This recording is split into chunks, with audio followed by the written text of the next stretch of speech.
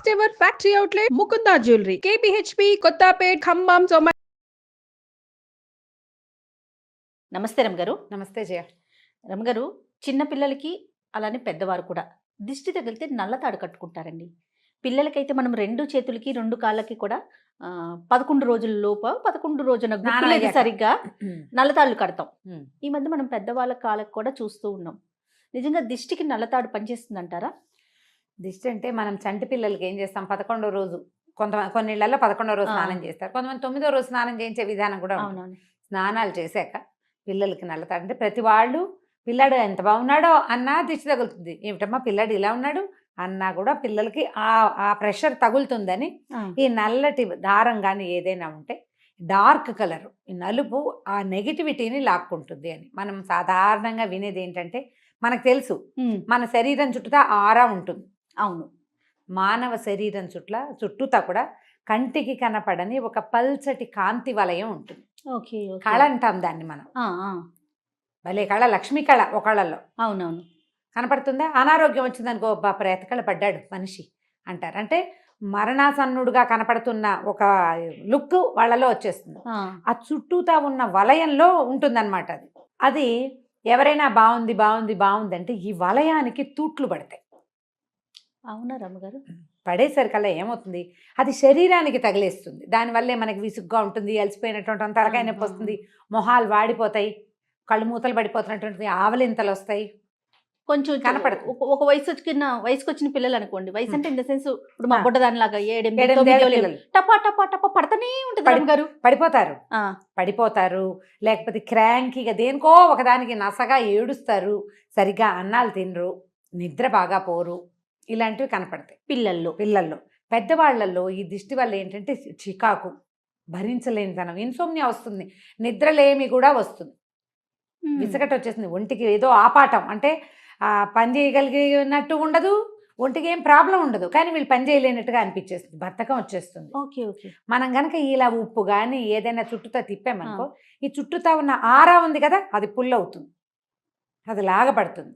అందుకని మనం ఏం చేస్తాం, ఇట్లా గుండ్రంగా తిప్పుతారు 3 సార్లు ఇటు 3 సార్లు, మళ్ళీ రెండో చేత్తో 2 గుప్పెళ్లతో ఉప్పు పట్టుకుని తిప్పే పద్ధతి కూడా కనపడుతుంది. నిజంగా రమ్మగారు, దిష్టి తీస్తారని నాకు తెలుసు కానీ ఆరా ఫిల్ అవుతుంది అన్న సెన్స్ నాకు తెలియదు. ఇప్పుడు మీరు చెప్పేది ఇట్లా ముక్కలు ముక్కలుగా అయినట్టు అయిపోయింది కదా, అది మొత్తానికి ఇట్లా పుల్లింగ్ అవుతుంది అనమాట, బయటికి లాగబడుతుంది.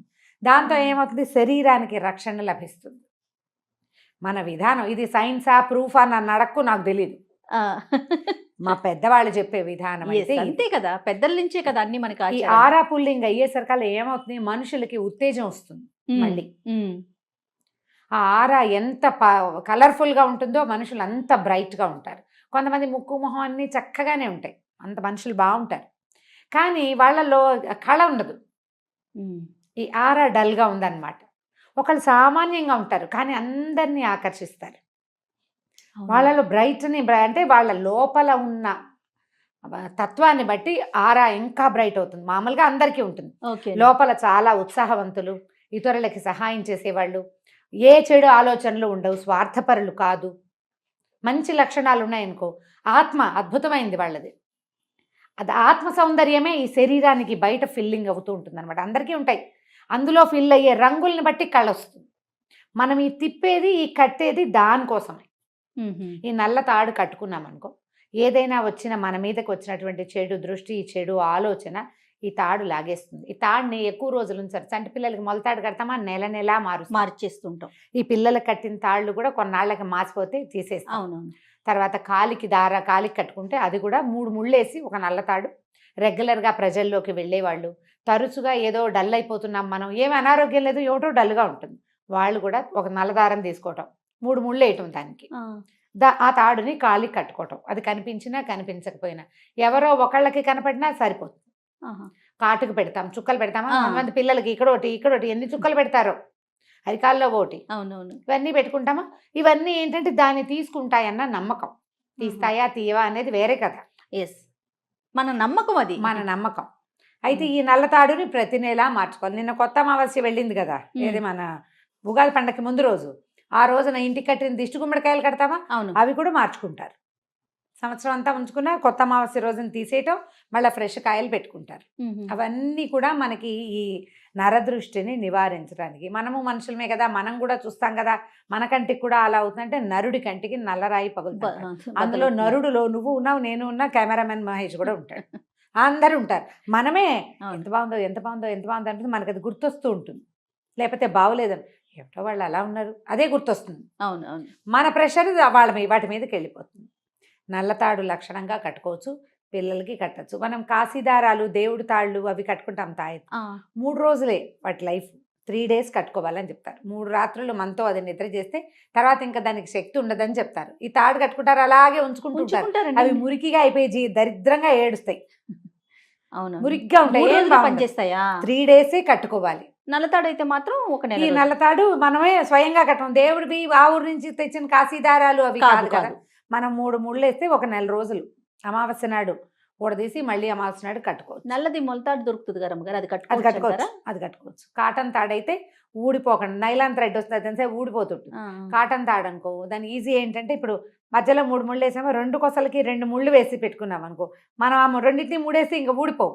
ఎడ్జిలో 3 ఉంటుంది కదా, వేసి పెట్టుకోవచ్చు. పెద్దవాళ్ళు కూడా కట్టుకోవచ్చు. మనకేంటంటే ఇది మనని రక్షిస్తుందన్న భావన ఉంది చూడు, అది ప్లస్.